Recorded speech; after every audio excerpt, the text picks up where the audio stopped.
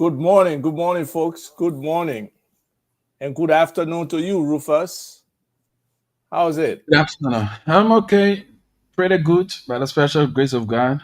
See that pretty tight to give the needful information as it relates to our topic under discussion. Wonderful, wonderful. Elkida, how are you? I shouldn't even ask because you just that bubbly personality coming with some positive vibes. So Well, what's I'm up? doing great today. I'm doing great today. It's a bright and sunny, extremely hot day here today in Waller, Texas, outside of Houston, and it's summertime. I hear this weekend the Booker T. Washington Institute Alumni Association is having their convention in town in Houston, Texas today. So it's a great time and it's a bright morning. Families doing well. Happy wife, happy life. And congratulations to you, Ava, on 30 years of marriage. I mean, Oh, that's oh, a oh, great oh. milestone. Congratulations to you and your lovely wife and your family. Commend you guys, and may the Lord continue to bless you guys, keep you guys, and continue to walk as one. And that's Wonderful. where your prosperity is, in that oneness. And you guys will be able to accomplish all things. And again, to you, Ava is such a refreshing thing, Rufus. When you look at Ava today, we don't, the neck brace is gone. So I Mhm. mean, Getting the better neck day brace by is. day. I'm up to about 50 push-ups now. There So, you go. There you you go. know, New and improved 5.0. yeah. Ava talk about 5.0. New and No, improved. I think that's six, and I missed five deaths. So that number Okay, six. 6.0. Yeah. So you remember that show we used to watch way back on ELTV, the Six Steve, Million Dollar Man? Steve Austin, the Steve $6 million Austin. There man. you go.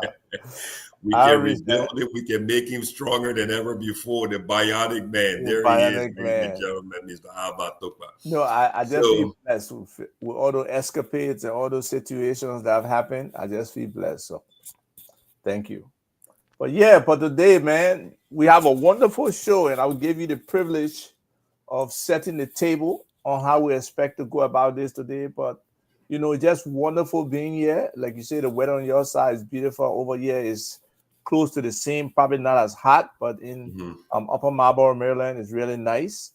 Um, and a lot of stuff been going on. I want to say congratulations to all those graduates out there, a significant number of our population in Liberia and in the US and in Europe and other places, are graduating every year around this time. People take that Mhm. next level step, whether from, one grade to the next, from kindergarten to that grade, from middle school, to secondary school, from high school to college, from college to another degree level, or from master's to PhD, from PhD. So there's consistent improvement in our people, and we have to recognize that and be able to leverage it so that some of these things that we're talking about can be true realities for more Liberians as opposed to challenges where they can be very positive for them. Well, indeed, you are so right. Liberians all across the spectrum, be it at home, be it abroad, all around the world, are making moves. We're gradually growing, we're increasing, and we've got to commend those who are doing outstanding things. And like you said, our graduates, congratulations to all of the young people. Be it you went from elementary to the next grade, junior high to high school to college, you got your degree. We commend you guys. Congratulations. The only disappointing part, we never, Ava, myself, and Rufa, we never got all the invitations to attend all the parties. But That's okay. notwithstanding, we commend you guys. Congratulations on your next level. And we pray that you guys will continue to grow and increase and be important assets to our country's growth and development and industrialization. So let's go into the show today. So again, just to kind of let everybody know, we're broadcasting. We're streaming live on Facebook on Love TV Live, and I believe we're also streaming live on Radio Magidi 103.9 FM. We're streaming live on Love FM in Monrovia across Montserrado County as well. And we are also broadcasting live on Radio Magidi in Kakata, So all everybody all the way up to Banga can hear us, all the way past Tody, number 7, all the way into Firestone can hear us. And then we're also streaming live on Radio Margibi's Facebook page, which is just Radio Margibi, Margibi FM 103.9. So both radio stations, Rufus, thank you so much for carrying our show, our podcast every Saturday morning. Thank you so much. So today we're going to be talking about the poultry industry. The poultry industry, as it is part of the most important sector of our Liberian economy, which is agriculture. And we're going to have 2 young people on the show today, Mr. Jusu Hassan and Ms. Kula Ganu, who will be participating on the show. They will be talking about their journey into the poultry industry. One is actual Jusu Hassan has his own small poultry in Upper Margibi. And then Ms. Kolu has, she works with the Ministry of Agriculture. She has her own small business where she is actually a vendor supplier and consultant and provide veterinary services to the poultry industry. So these are 2 young people. And in fact, I think the last show we did together, Ava, we talked about young people, making moves, and the young people being an important part of the industrialization process of Liberia, because that's where, they represent the largest voting population. That's where we need to create more jobs and provide more opportunities. That's where it's so important. So they're going to be coming on the show today. They will be joining the show. They'll be explaining their journey and talking about what they were able to do, how they were able to get it done, their challenges, and then most importantly, to all of the listeners across both Margibi, Monrovia, Montserrado County, and the U.S., we will try to see if we can raise some money as encouragement for these young people. Send it to them by SendWave or by mobile money in Liberia to support them. And I mean, just to encourage them. They're young people. They've made moves. They've made sacrifices. So it's so important for us to reward them and encourage them to continue to persevere and to rise higher. Okay, go ahead. So that's what we have on the show. And I think, Alva, you said you may have some other people who might be joining later on in the same sector as well.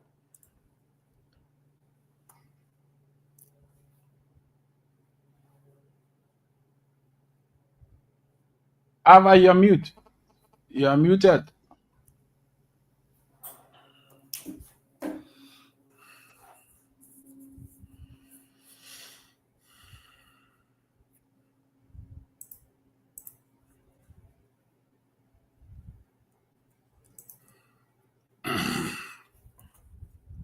So while Ava is trying to solve his technical problem, the technology is great until it stops working. Then that's when we have the challenges.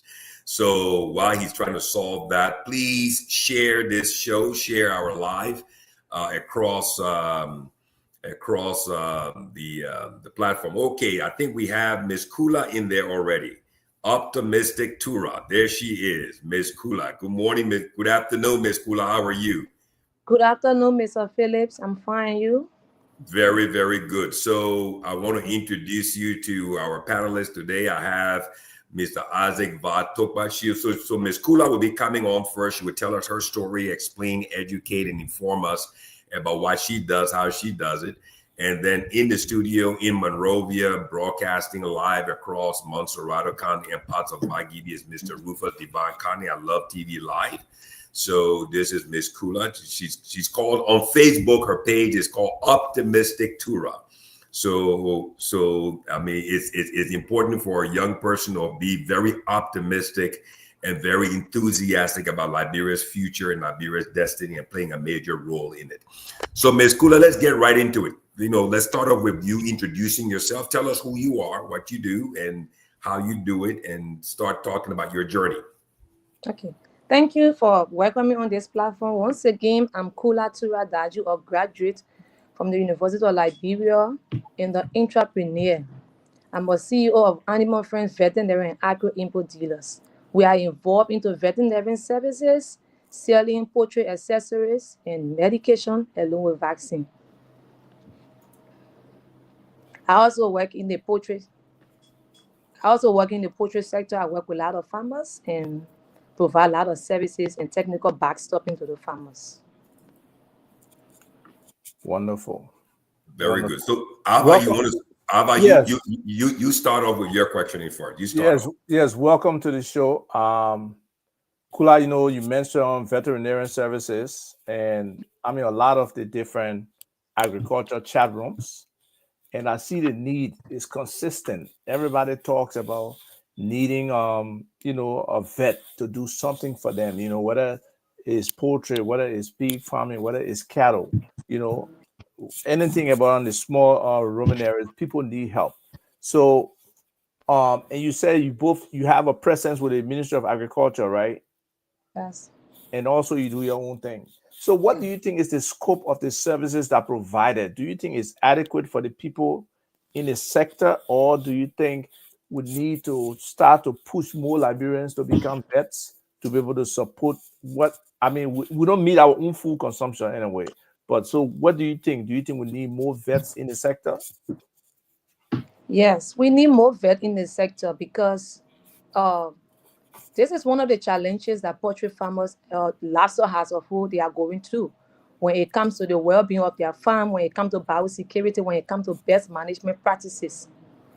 Yes. Okay, you So there are mentioned several before you steps. go on, for me, I like for people who listening to understand, you mentioned a word biosecurity.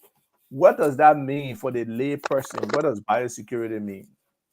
It has to do with the structure of the farm, meaning keeping the farm clean, keeping the animal in a well-being state or condition, making sure that your live birds or live animals have a clean environment, clean water, the food should be okay for the animals to eat, and then their environment should be protected from diseases and viruses. Wonderful. So, folks, you heard it. That bio means life and security. Now we all know it because we really need security in Liberia. So we appreciate the definition. So you guys' effort is to protect all our farm, all our animals and stuff as vets. Preventively and after they get sick. So what are some of the common diseases, and is there a way that some of the people can just avoid those without having the actual service of a vet? Yes, they can. There are other ways they can avoid it, especially ensuring a proper biosecurity system, like I mentioned earlier. I mean, making sure that you follow the vaccination schedule or the vaccination period for your poultry, especially for those in the poultry area. Making sure that you have a clean and safe drinking water for your animals, and making sure that you have a way of disinfecting your livestock area in order to prevent or losses or mortality leading you to a lot of economic losses. So you can also prevent these things from happening in a very simple way, in a way that you don't have to spend much. Wonderful. Um, so who are the primary people um, operating overall in the animal sector, in the small ruminant sector? Is it Liberians for poultry? Is it Liberians for goats? But is it foreigners for sheep and cows? Okay, thank you. When it comes to poultry right now, Liberians are not dominating in that area, especially when it comes to the high cost of importation on the Liberian markets. So these are some of the challenges that we who work in the poultry sector, especially doing business, creating an alliance in order to mitigate the challenges for Liberians to take over the poultry sector. And when it comes to goats, when it comes to pigs, Liberians are dominating. But when it comes to cows, not many Liberians are found in that area. Is there a reason why? Is it because cows are not natural to Liberia and they have to bring it from some other places, or are there other reasons? Is it the investment, issue, or what? One of the reasons that I see that Liberians are not really involved into cows is the technical know-how. From my own observation, from my own assessment. Yes. And then Liberians are not used to veterinary services. We have a vet. We have a vet who got a degree in veterinary service, rather. We have a vet. He's very good at what he do. But more Liberians are not used to that service to pay for vet service in order to secure their farms. So When it comes to raising cattle, Liberians don't have the technical know-how to really raise cattle. Like, for example, I have a farm that I used to provide some technical support to. They brought in the first batch of cow, wherein there was no proper care to raise the cow. The cow started dying. Yes, and later they brought in the second batch of cow. And I have to tell the vet at that time we brought in a vet to be able to take care of those farms, and the vet started administering treatment to this farm. Now the cows are doing extremely well. Okay, wonderful. So one of the questions that I've always been wondering about this whole poultry sector too, right?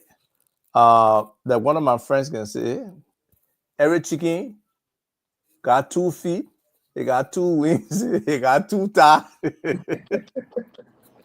So anybody who want a piece of chicken, you come in for killing one chicken, and we see a lot of importation. I never ate chicken foot in my life like I have eaten over the last 10, 15 years in Liberia, right?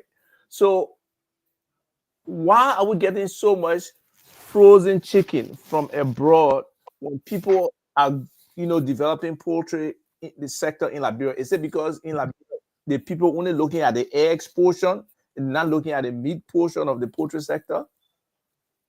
Okay, one of there are some challenges that poultry farmers are going through, making it difficult for them to for Liberians to overtake the poultry market, to be able to compete with those importers who import huge quantity of chicken meat and eggs on the Liberian market. And when I started working with those poultry farmers, many farms were shut down at that time. And then I asked the question, why is it the farm is shut down? I have a beautiful structure. And then for every individual that I meet, they will always tell me, the availability of poultry feed, and not only the feed, but the quality feed, affordability, and accessibility. So you see, these are the challenges that make most poultry farms are not really operating, and these are the challenges that make Liberians having cover a large area of the poultry market. I went to the airport a few weeks ago, and I met with the he responsible for the custom. And then he said, I'm glad to see a young lady in this area. He said there are tons. Oh, I'm excited to see you in this area, but go ahead. Thank you. There are tons of poultry meat and egg imported to Liberia on a monthly basis. The continuous packing to the port and all. So, when I went there for my goods, my veterinarian stuff, he was so happy to help me get through with the customs and get my product out of there, right? So he said, I want you to encourage more Liberians to get involved, but these are the challenges. So with these challenges that poultry farmers face all the time, it drove me to have a deep and enthusiastic interest, and also motivate me to put in more effort to help the poultry farmers overcome the obstacles or barriers. And how this happens is collaborating with other businesses in order to work with the poultry farmers and help them overcome their challenges. But these are the major issues: feed, or veterinary services, and animals products. That the feeder, the drinkers, the medication, the vaccine have been an issue for them. Okay. So you want to join in? Do we have Jeremiah? Jeremiah, how are you? No, that's not Jeremiah. That's Jusu. That's Jusu. Oh, that's Jusu? Mama, Jusu, you're in Chicago. You're in the Yeah, that's right. Identify yourself.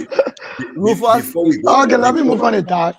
Yeah, before we go to Jusu, before we go to Jusu, let me just go back to Miss Kula here.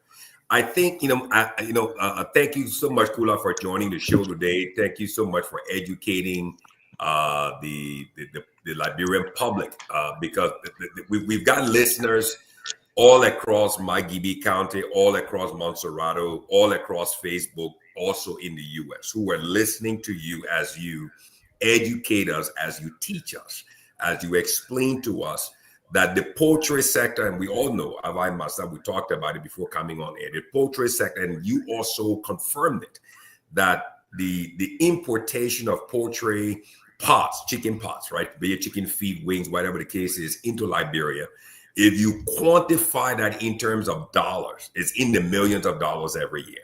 Do you agree? Okay. Yes. So here it is, a very important sector, which is also a national security matter, right? Because it's economics. Because if you're importing poultry pots, chicken pots into Liberia, that means you're exporting US dollars out of the country. Am I correct? Okay. Correct. So that means you're depriving a major segment of the Liberian economy.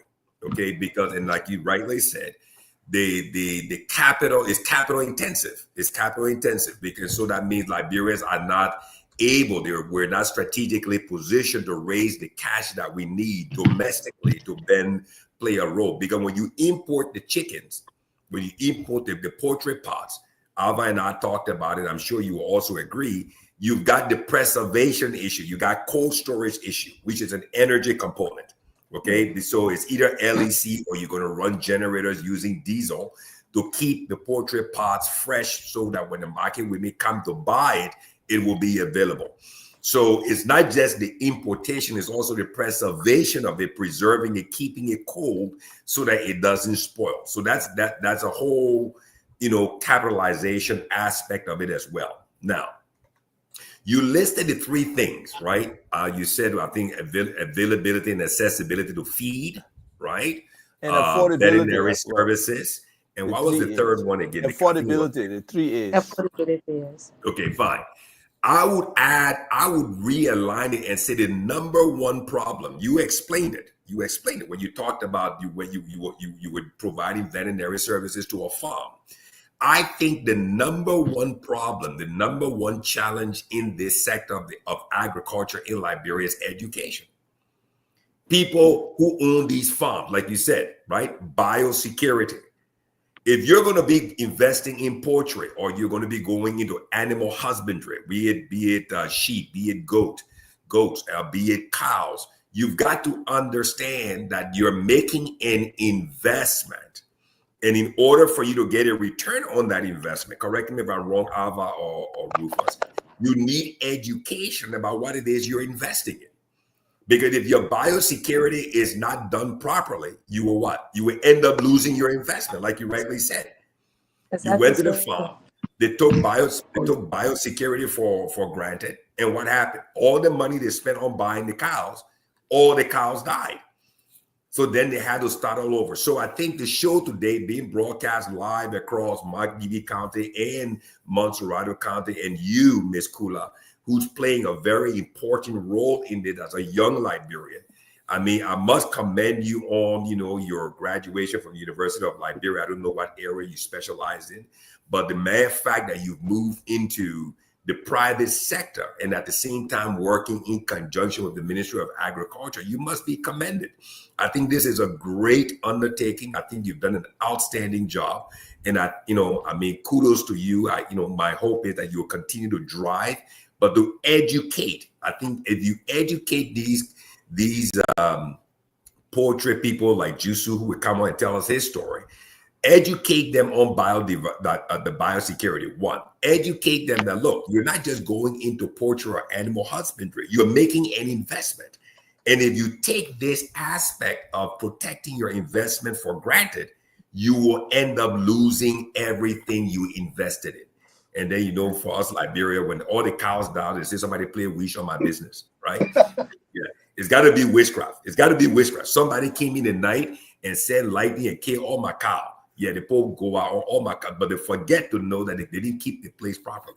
So again, now let me ask you this question. How did you start this? I think, this is something besides right where you are today, before Rufus kind of gave you his questions. How did you start this? When we started this business talk program, we talked about, the 10 keys for success, right? You must have passion about what you want to do. You got to have knowledge about what you want to do. You got to have experience. We talked about setting specific goals. We talked about the vision. We talked about how important a vision is. We talked about creating a mission statement for your business. We talked about the master plan, planning strategically for your business. We talked about building a team that will work with you to bring this dream, this vision into reality. We talked about accountability. Who are you accountable to? Who's accountable to you on your team? and we talked about the positive work environment. So if you can just kind of go over a couple of things, I mean, how was your journey in doing this? Because again, I know I talk a lot, but there's so many people listening across my Gibi, so many people listening across Montserrato, who are listening to you today, a female, a young Liberian woman in this area, an entrepreneur, empowered. I mean, you didn't get here by mistake. You are now a light, you know, and you're encouraging. So just kind of go over that so you can encourage other people as well. Okay, so when I started working with the Ministry of Agriculture, I started to engage farmers based on my scope of work or my TOR. For every time I engage these farmers, I will sometimes some of them who already have animals on their farms, the animals will be sick. And then I ask them, well, why are you not treating the animal? No medication, but don't you have money? We have the money, but we don't know where to get the medication. We have the money, but where we are getting the medication from is very expensive. We have the money, we have the medication, but we don't know how to administer it. So hearing those statements or complaints coming from the farmers, I thought it was okay. Let me see if I can be of help to them to be able to mitigate some of the challenges. That was when I started buying medication. I would send my money. I built a business contact in Cote d'Ivoire. I would send them the name of the medication, buy it, send it to me, and then the driver will bring it to Kakata, pick it up, and I would tell them, okay, look, I have Lasota, I have Comboro, I have vitamin, I have anti-stress, and all of those essential medications. And I started selling to them, and they started solving their problem on a daily basis. I started in-house. I would buy my medication, have my small share in the house. I started with table, put the table down, put my medication and have a cooler wherein I make sure that the vaccine on ice 24 hours. Even when there is no LEC in my house, I make sure to go to a place where they put generator on and sell ice to be able to keep the vaccine live. So that was where I started. I started this for almost like 4 to 5 months. When I entered my 6 months being having a business indoor, I rented a store. And then I talked to the store owner so I can pay for 6 months. And then he accepted. I paid my 6 month rent. And I started selling the store, no chef at that time. I just fixed something in the meantime. So that was my journey. That was when I started this whole business team of the opening of veterinary store. And gradually, I was able to get a support recently from Mercy Cups, who helped me with something able to step up my business, able to increase my production. But I started in-house. After 6 months, I got a store. And now my business is located in Kakata, where adjacent City View on the main road, Zoo Palace. Congratulations. So we got somebody who shares some cost information with us. They say you are quite right, Mr. Phillips. A 10-minute consultation with a vet in Morocco is 30 United States dollars. Education for our people is key. So do you have an idea of what the rates are in Liberia that, you know, the typical vet would charge? And then I heard you say we have a vet. Do you mean we have only one vet in Liberia, or we have multiple vets maybe across the country? I'm talking about my business. My business has a vet. Oh, wow. Okay.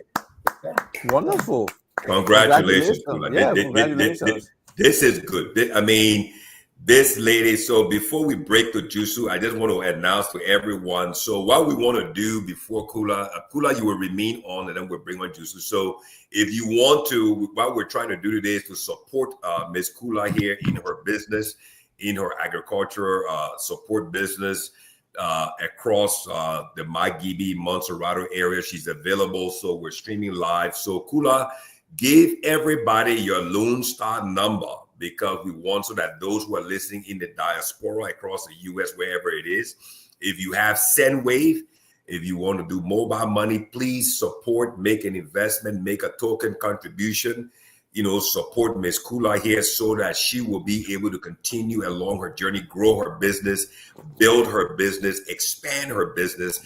And we've got to support our young people to rise, to grow, to expand, and to increase. So Kula, please give us your number, and then Rufus will put it on the marquee there. Okay, my business number is 0888 500 632. That's my business mobile money number, and the mobile money name is Animal Strength. Animal Strength. There you go. Animal Strength. That is the name of the business. Animal friend. So we are friends for the animals. Animal friends. There you go. So your number is again at 0888 Yes. 500 632. 632. There you go. So if you want to send Miss Kula mobile money, if you want to send her send wave from the US, where Canada, wherever else, please contribute to this young lady, to her business, Animal Friend, in Kakata, Upper Magibi, and she will bring her back to have a more in-depth discussion here. So 0888 500 632. Okay, so let's break to the next. Before we go Go to ahead. Jusu, I just want to say, Manen Sumo writes, and she is right. As a former food security consultant, we face the same challenges of veterinarian services. We then use the Ivory Coast to buy drugs. So basically, she's saying exactly the same thing she just said. My concern is, why is it, and anybody can respond, please, why is it that we face these challenges forever? They are the same year over year over year over. They don't change. And we see all this stuff in the sector, and some people are making genuine efforts, whether it's the government institutions, whether it's the the partners, or whether the actual people in the arena, the private sector people. And we don't seem to solve some challenges. Why do we have these perennial challenges year in, year out, that we can solve something sustainably, that we can say, look, we have put this solution already? I'll give an example. Like, people have solved malaria in certain places. There's no malaria there, it can't come back, right? So these same challenges happen in other places, and they were able to solve them. Why can we not solve some of these problems in a holistic manner, that they are not part of the challenges affecting those subsectors or sectors? Ms. Kula, go ahead. What do you think? What do you think is the problem? You're on the ground. You're in the sector. What do you think is the problem? For what I'm experiencing now, right? Most Liberians that are into the livestock, that doing livestock as a business, they don't really respect veterinary services. Like, I'm doing a package wherein I have the silver, I have the gold, I have the premium packages for veterinary services. And then these packages, you pay for these services rather on a monthly basis. I have $100, as low as $100, that the vet visit your place twice in a month, and you are entitled to emergency call response from the vet. You are also entitled to one-time emergency call when there's an outbreak on your farm. But your medication is not part of it. I have the silver, I have the premium. The premium is every week the vet visits your farm. In that package, when you have chicken on your farm, the vet will deep the chicken into the package. The vet will vaccinate them into the package. But then when I explain the package, they say, oh, the money is too plenty. Why would I pay $100 for a whole month? So when there is a problem on their farm, they call for the vet go and treat. When there's no problem, they don't want to go for the package. They feel that the farm is okay. But knowing that these animals need to be checked on a daily basis, on a weekly basis, in case there is an emergency outbreak, or wherein there are symptoms or signs wherein the animal is developing certain sickness, or there's an attack, the vet will notice it and do a post prevention, right? So these are the important things. These are one of the important things that the vet services are needed for. But then they don't want to take the package. They don't want to even. They say it's too expensive. So they are the cause of their own problem. They don't understand. They don't when understand. The vet come, it will help them, but they don't want to take the vet services. They don't want to get to the package, because imagine you going for a premium package where you don't have to call the vet to come. The vet know his duty. He will go to your farm every week, check your animals, check their feeding, the water they drink, communicate with your farm staff who are responsible to take care of them. Even you are entitled to training from the vet, one-time training every month. Every month. Explain that to them. But we are they learning. Don't respect that. We are learning, and we are excited. You know, people are responding. You know, we got people who offering, and we can just list the comments. Jusu and Kula doing work, so we got to just give her a little bit of time. Let it go. Let it go. Ava, I mean, Rufus. Rufus has been silent. He looks very, very attentive here. Before Before you go, let Kula share her WhatsApp number, because there are people who want to contact her through. It's on the marquee there. 0888 So that one is the mobile No, that's money. the mobile money number. Yeah, Okay, the business number. And there's somebody also, On my Mr. Manu WhatsApp is Shumo, said he wants to put her. 0776 Plus 231 776 plus 231 776 98 75 52. You sure? You sound hesitant. Oh. No, I just Okay. want to take my own time. Take your own time. Go and give it number again. Okay. Plus 231 776 98 75 52. Wonderful. Very good. Very Wonderful. good. You see, the thing is, she just confirmed this thing, Ava. The question you raised, why are we in this vicious cycle, right? We're just going round and round, year after year, decade after decade, same problem. It's simply because of the fragmented mindset of our leaders. We don't see these things as industry segments of our economy, right? Like she said, okay, she started off by making a contact in La Côte d'Ivoire. Why? Why La Côte d'Ivoire? Because La Côte d'Ivoire understands, and they've made the investment in the sector of their economy. For what? For food security. You can't let other people control what you eat and provide what you eat. You cannot create a dependency on other people. Why? Because it's a national security issue. And agriculture is a major part of the Liberian economy. So the Ivorians made that effort. They defined it. They made the investment.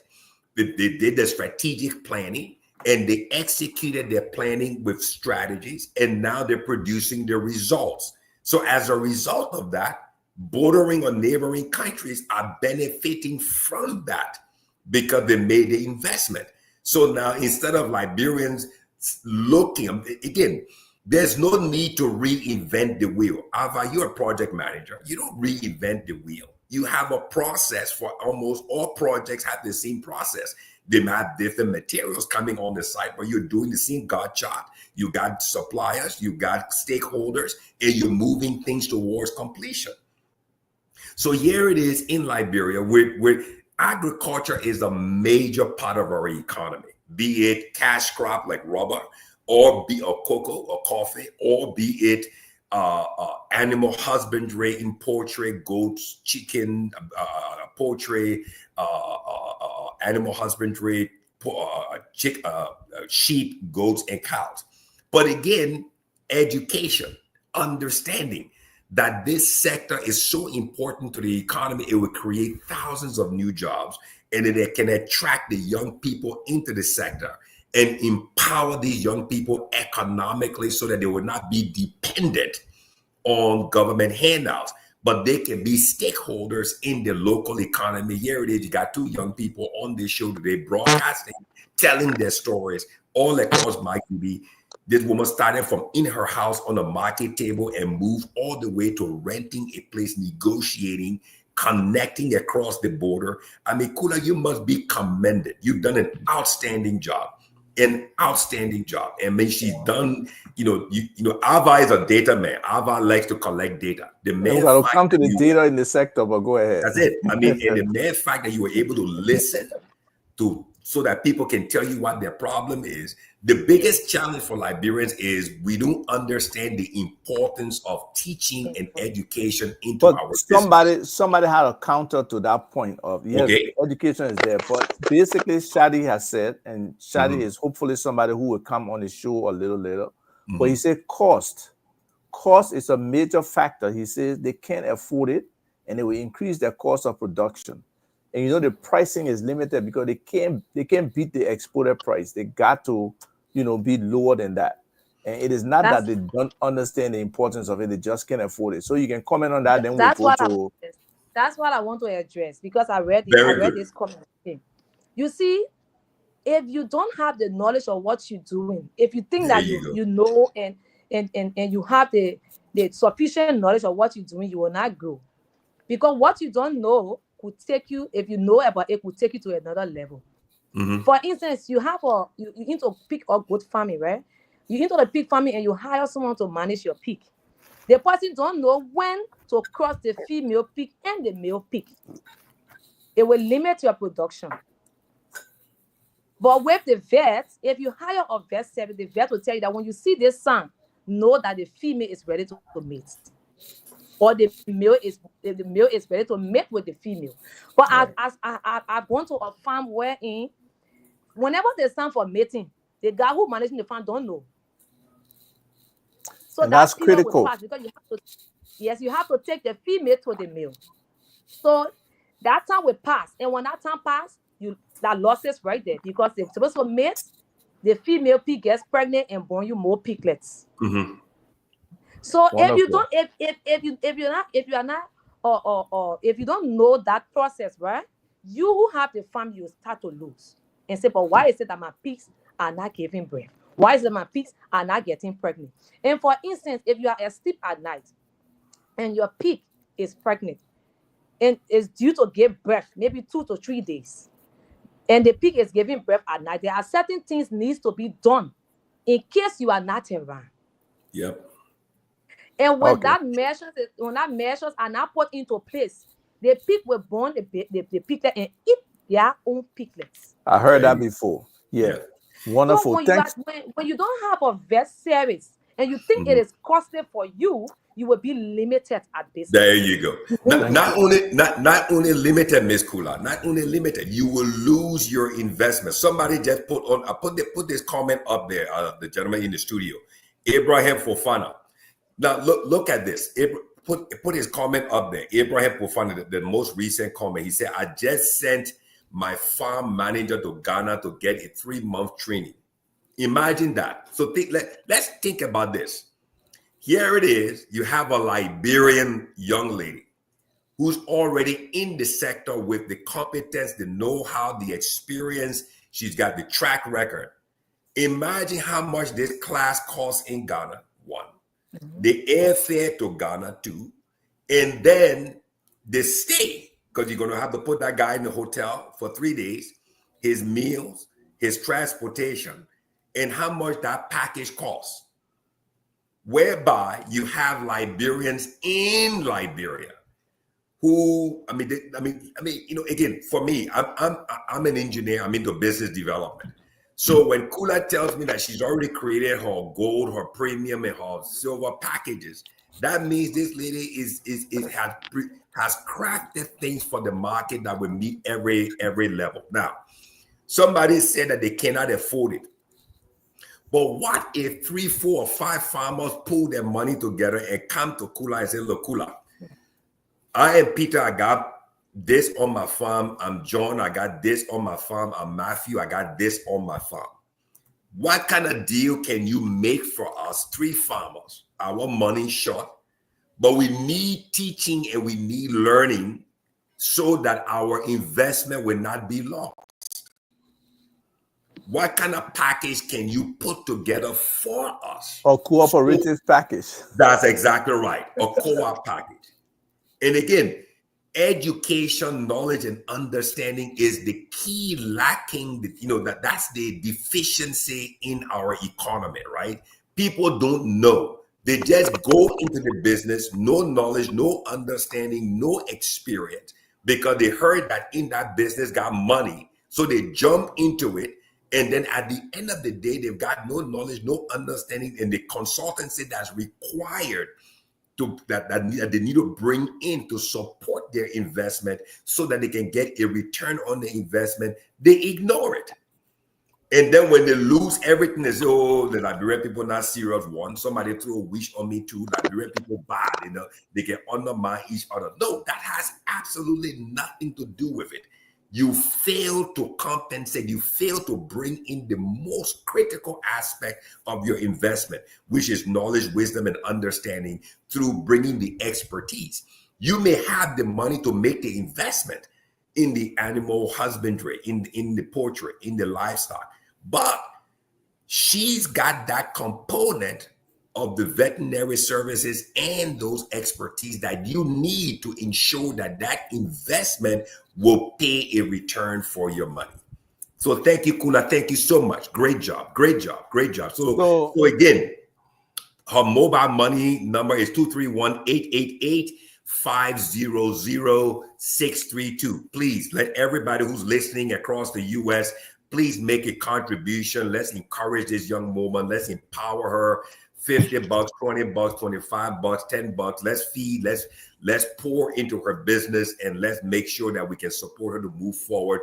Those who are listening, who've learned from it in Liberia, you're local, you want to contribute $100 Liberian dollars, $200 Liberian dollars, please go right ahead and do it. Again, plus 231-888-500-632 is her mobile money number.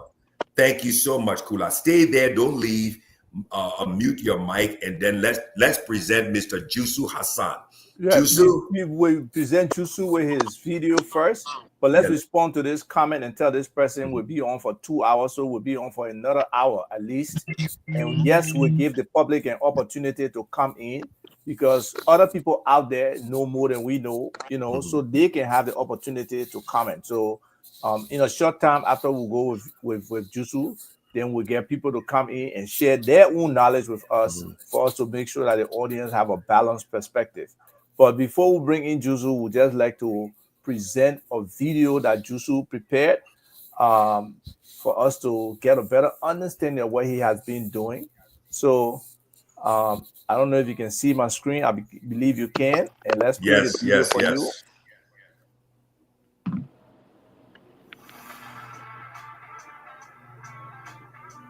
You can see the smile on his face, right? That's Jusu right there. And at least he's not building on the surface. He's building a foundation. He's going in the ground to make sure his structure is at least have a solid base. There you go. He's using some of our own natural resources right there. There you go. And he put together a team. There you go. Okay.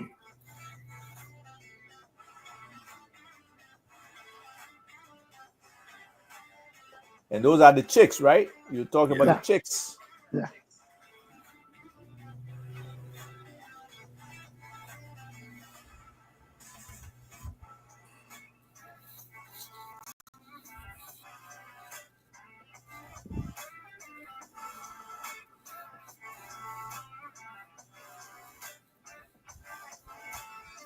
Jusu is still doing the work that they feed you carrying your head. Yeah. But wait, hold on. I gotta come back to the image, Jusu. Jusu, you're working. But the next image is interesting, right, Jusu? How you can get chicken to stand up on scale and let it just stand there? Chicken can just be moving all over the place. because when I sport, they used to say, well, you got chicken food up, you can walk about the whole. And then we just stay whole there in the street. But yeah, Jusu, this video is nice. You're sharing your entire process with us, which is nice. That water they're drinking or that medication? Yes, water. 33 days. Oh my God, that 10 pounds? It's 1,000 grams. 1,000 grams, okay. Yeah, 1 kilo. Wonderful. Okay, we'll stop sharing. Thank you for creating this video. I know it brings a lot of questions, but before we start, please introduce yourself and, tell the people about you and what you're doing, and then we can come into some questions and stuff. Okay, thanks ever so much. Again, the name remains Jusu Hassan Jr. I am a poultry farmer, resides in Magibi, besides the Kakata. I have my poultry right before or after Booker Washington Institute, that is UWI. And I'm 28 years of age, and I started this business just 1 year, 6 months, because I already have a passion for it. I saw my grandparents into it, but it was not the American breed, but the local breed. And they did that for a couple of years. And I saw what the end. And I saw some good health, because we are not eating imported chickens and other stuff. So as a young man, seeing the young people in our country striving for job, there's no job, people leaving Liberia, going to the desperate in the name of greener pastures and others. I sat and I said that if other African countries, in fact, countries that Liberia is older than years, are producing chicken and are working towards their food security, why we can engage into such. So that's how I began to think, craft idea. But again, I was doing all that thing. I was not even having even a $50 to start that. So I was like thinking how that was actually going to be actualized. So what I did, it was after the 2023 election, general election. So since we have a big land or family land that is about 180 acres and no one is doing anything there, I said, let me go back to this farm. And then I begin with vegetables. I started planting some crops. It is unfortunate that I did not include it in the video, but I began to start, growing these things with the help of one other guy who today is the farm manager. I told him, I said, my man, the thing here that poor thing we own. So this is what I want to bring to the farm. And if I bring it, I believe that it will create job opportunity for many of you around here. And then he saw the need. I said, but even though it is poor, but at times when we sell or whenever I get something, I will help you with it. And then we started. We planted the first 5 bucket of corn. We planted lettuce and then we planted quick almonds and it germinated very well. We sold them. I said, now I can make it. So I started with just something around $300. So what I did, I talked to all the young guys that in the village. I said, I bring it light to you people. So you all need to help me. I'm cooking enough food, everyone will eat, and then you all will help me to cost some steaks. So that's how we consented. You know, we went about it.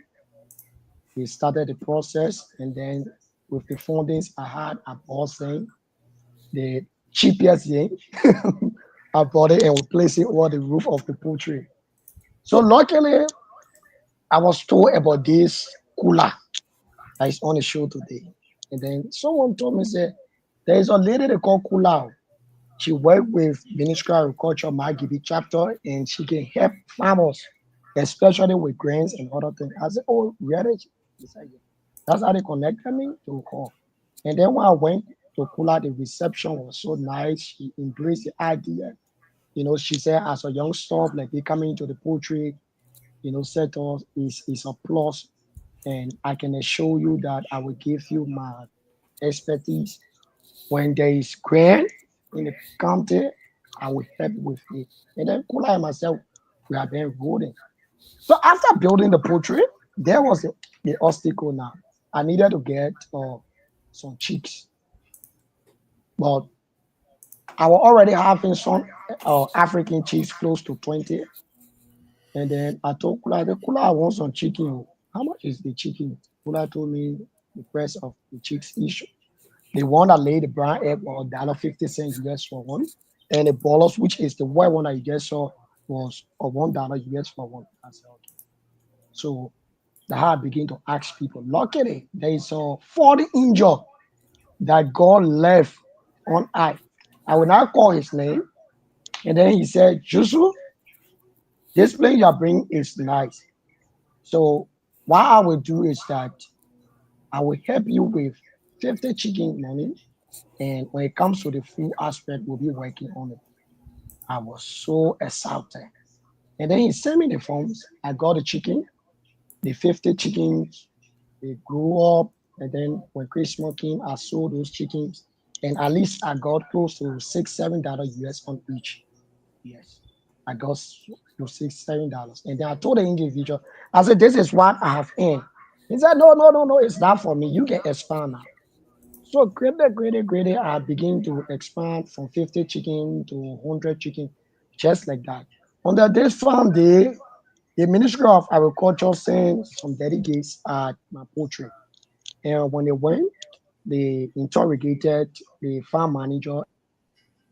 They asked how long you people have spent. We told them we have spent close to 1 year in the business. They said, oh, that's good. They treated and texted all the chickens and they were good in health.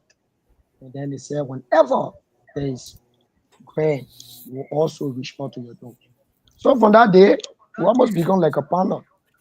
They asked us for some of our challenges. I told them, I said, my vision and plans are to see this my poetry expanding, not only in Margibi, but it should expand to other counties in Liberia, that at least young people will be able to get job.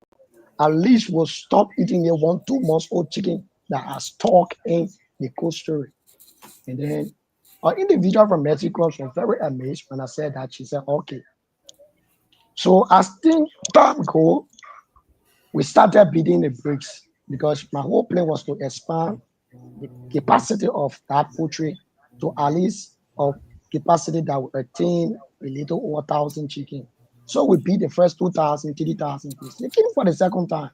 When they came for the second time, the chickens were almost in readiness to be set. They bought 5 chickens right there. And they asked all, and I told them I want to put a building down, but it should be more decent than what we have presently. And the space should be more big. And then they said, okay, what we'll do, we'll help you with the zinc. We'll tell the minister, we'll help you with the zinc, we'll help you with that. And, and they did. The individual that brought those things to me, they call him one person from the minister, I think the minister office, according to him. He helped us with 600 of things and some other stuff. They used to come and check. So we did it locally, as you see in the video, month to month, and we have the building presently. Again, after a few months, I received a call from the president of the Liberian Poultry Federation, one Kodak. I think he said he will join us soon. He will watch the podcast soon. And then he said, Jusu, people have been telling me about this, your poultry. You're a young man, you into this poultry stuff. I said, oh, yes. He said, okay, come at my office. I drove at his office with my motorbike. And then we discussed. And also, he was inspired. He said, what we're doing as a president, we give chickens to local farmers. When a local farmer grow those chickens, we sign an MOU with them, and then we buy the chicken. I said, oh, that's good. I just want to get chicken. Because the more chicken I have, the more doors that will open for young people to work. Presently, we have a 3 person working, but 2 are not being paid Monday. They are being paid from the chicken menu whenever we collect it. You know that another money by itself, they sell and then they sustain themselves from that. So the man blessed me with 300 chicken. Joseph Koda, he's the president. He blessed me with 300 chicken, and I have him 200 chicken. And I have taken care of those chicken, as you can see in the video. From day 1 to day 2, we have less than 5% mortality, even though we don't have a vet, because it is a bit costly for me not getting a vet. But God has been a brain behind it. We have less than 5% mortality rate. And our chicken, at the end of this month, we have close to 450 chickens on the market. Yeah. Wonderful. That's a great summary. And folks, you can see the perseverance and starting off with just the idea that I can't be idle. I can't let my land be idle. Let's try to do something with it. And just the faith. He didn't have $50. Probably he didn't even have $20 to start with. But he started something. And ultimately now he's in a position where he can probably scale up with the right level of support. So Jusu, I want to tell you, congratulations. You're an example for other young people to follow. It's challenging to do your own business. And then you actually got some people employed and some people volunteering that just get, something in return only when something comes, right? Yeah, we're So waiting for better day. inventive for better days. And folks, that's a hope. Look, honestly, I posted something the other day, and it has nothing to do with government to government per se. It just has to do with the situation of our country. The young people, if you ask them, do you want to be in Liberia or do you want to go somewhere where there's greener grass? The majority of them, close to like 95%, would prefer to leave our country and go somewhere else. So when we see a person like, you know, Jusu putting faith in his own ability and those around him to build a team and try to work, it is so critical. And that's why these kind of exposures are necessary, and also to be able to let people know that they exist to purchase the products that they produce in these different instances. So Juju, congratulations. We appreciate you, and hopefully you get more exposure from this. So for you, is your focus eggs or are you going with eggs and meat? Oh, I'm going with eggs and meat. I produced egg the last time, and this time around I'm producing meat. But I'm Wonderful. specialized in egg and meat. Yes, I Okay. produced egg the last time.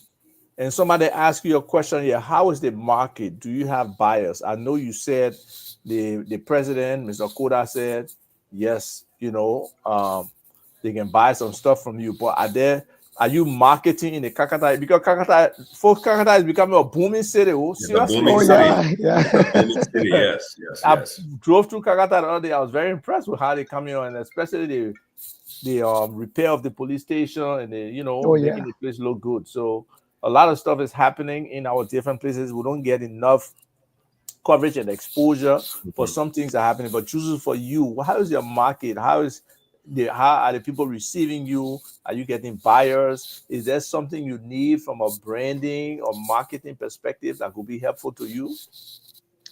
Oh, I will be very honest. The market is going good because I'm not sitting. What I usually do is that last week I visited two ministry.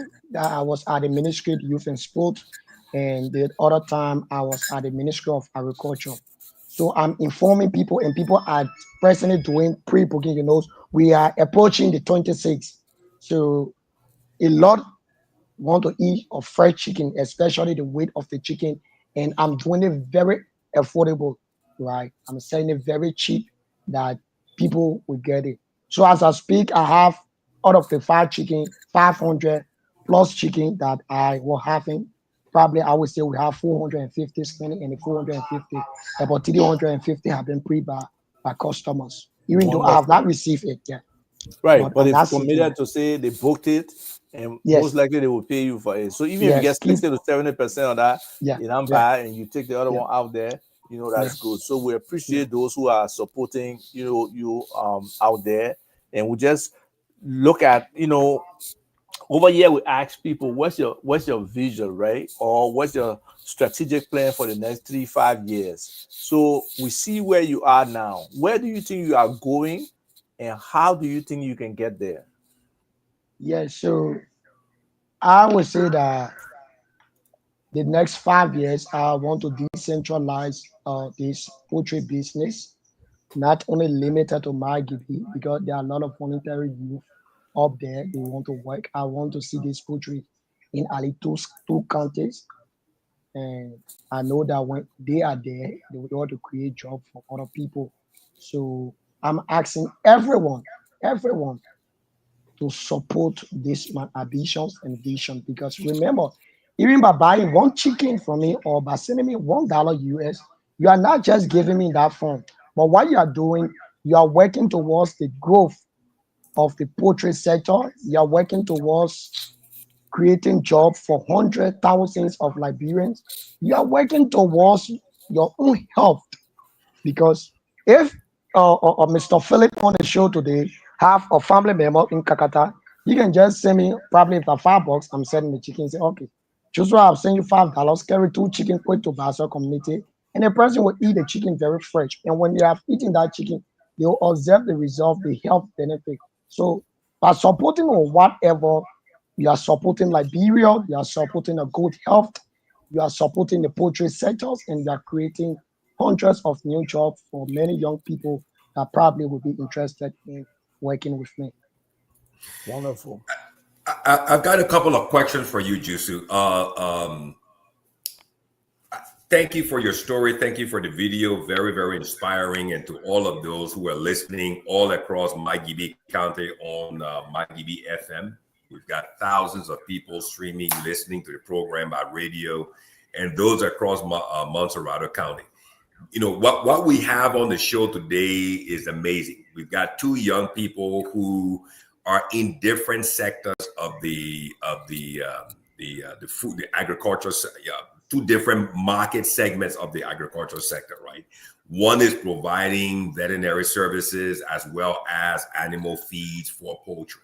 The other one actually is a small Liberian owned and operated poultry farmer.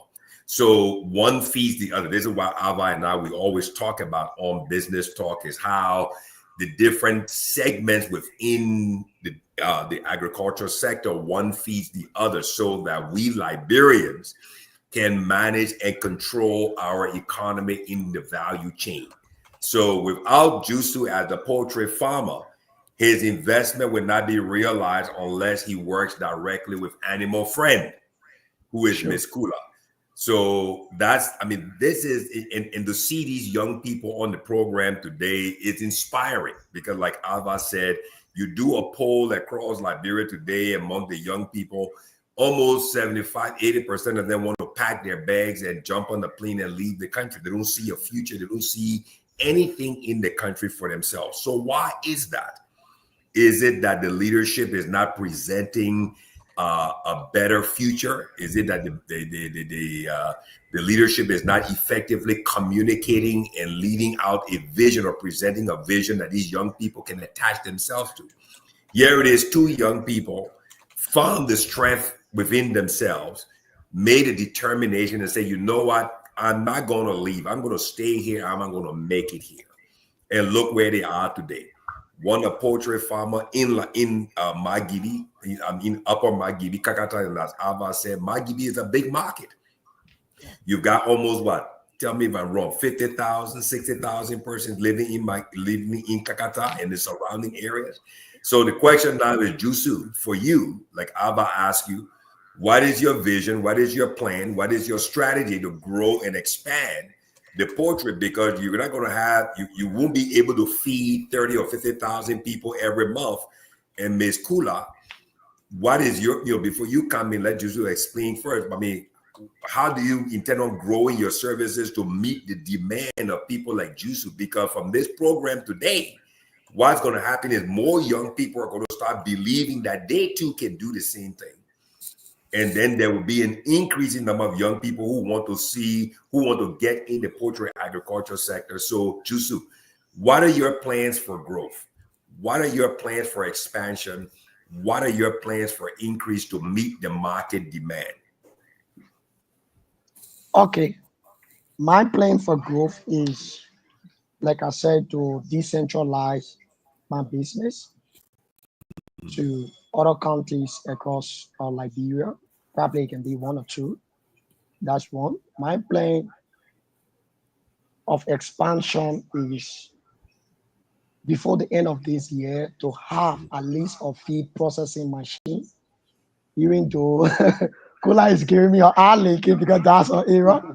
Because that is one of the most costly aspect of this whole poultry, that is the feeding of the chicken.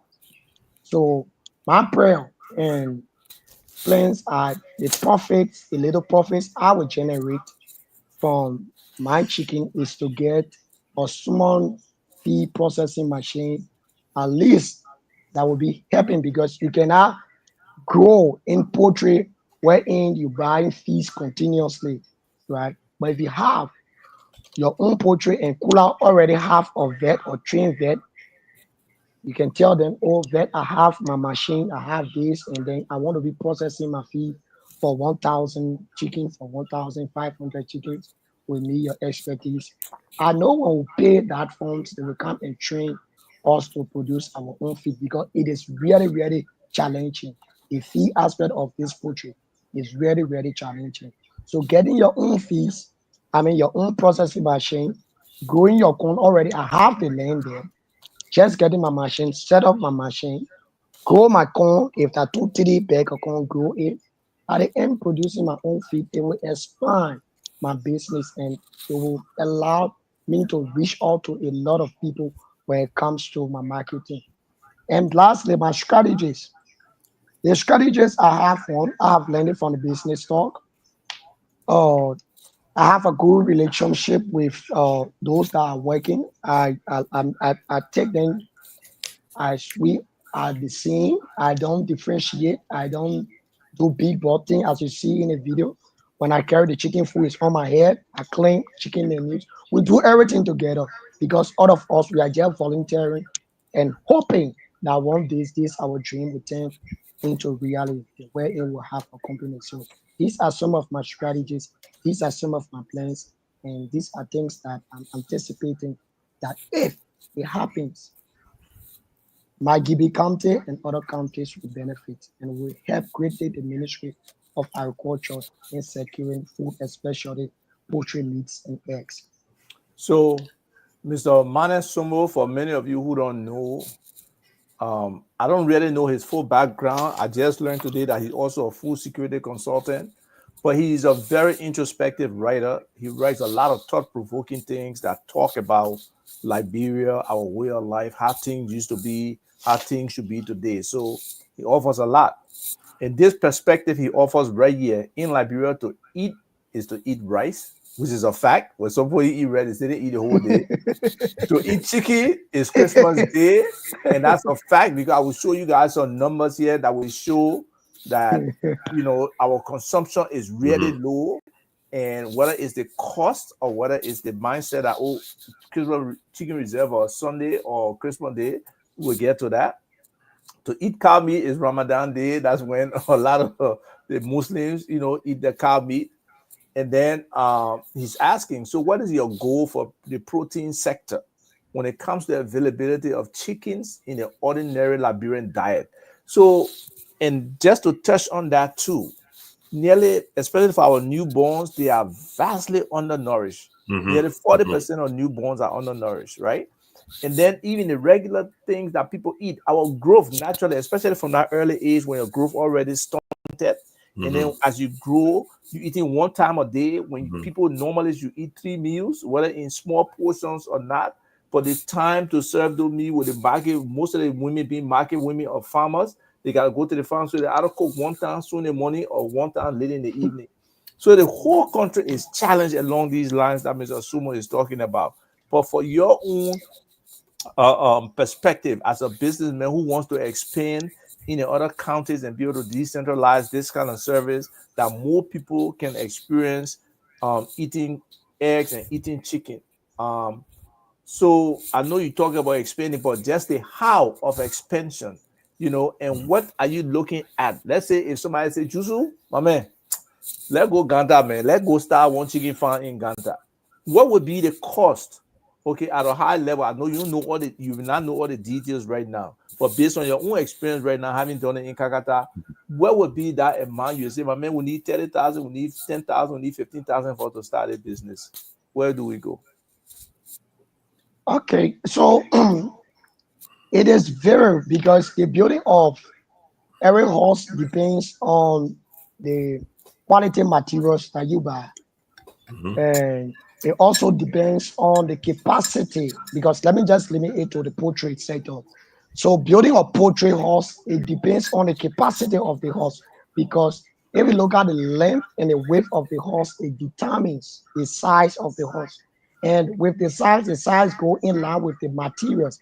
So if you ask me to presume what it will cost, then we got to be a bit precise. Okay, what will it take to build a chicken hall or a poultry that will probably capacitate or 1,500 birds or 30,000 birds? Then I think from that I will be precise. But if you just leave it, or I would tell you say 5,000, 6,000, 10,000. But if you go directly, what can it take you? How much can it take you to have a poultry house that can contain a little over 2,000 chickens? Then I would be a bit precise with that. Very good. Ava, so you So, see, go okay, on. go ahead. No, go on. I'm enjoying this. No, Go ahead. so I'm the investor and I say, Joseph, I know about the thing, yeah. You tell me how we can start in a reasonable way that we can impact the market small, right? But be able to be profitable in a short time to start making some money that we can really try to put back in the business and then let it grow. So you, the expert, Joseph, are coming to you. I need for you to tell me, man, let's start with 1,000, 5,000, 10,000 chicks. yeah, where it would be. So do you have maybe a plan sitting down that maybe somebody listening who may be an investor may be interested in say, Jusu, boy, look at the thing you're doing a good thing. So let's join and see how we can make it to the next level. Okay. So you have gone to the point. So I learned this from the business talk. I borrowed this from you, right? So why actually when an investor comes to me, it's a good thing. It's a collaboration and it's an amazing plan. So what I would do, I would tell him that this is a small business. I will categorize it to a small business. This is a small business we are going to begin. Okay, Mr. Investor or Mr. Investor, let me start with 5,000 chickens.